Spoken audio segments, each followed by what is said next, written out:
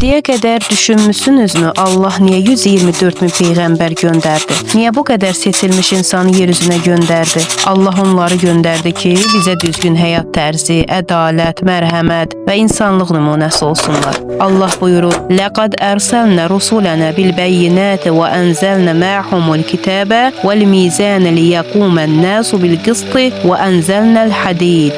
Həqiqətən elçilərimizi açıq-aşkar dəlillərlə göndərdik. Onlarla birlikdə kitabı və tərəzini, ədaləti ölçmək üçün indirdik ki, insanlar ədalətlə davransınlar və biz dəmir göndərdik. Yəni Allah peyğəmbərləri aydın dəlillərlə göndərdi. Onlara kitab və ədaləti ölçmək üçün tərəzi verdi ki, insanlar doğru yolu tapsınlar və özləri ədalət qurmaq üçün ayağa qalxsınlar. Və dəmiri, bu güclü metalı da göndərdi ki, ədaləti qorumaq üçün bir vasitə olsun. Amma ədalət qurmaq sadə bir vəzifə deyil. Çünki ədalət zülm və haqsızlıqla qazananların işini pozur. Buna görə də ədalət daim qorunmalıdır. Allah buyurur ki, biz dəmiri göndərdik. Bu insan gücünün və müqavimətinin simvoludur.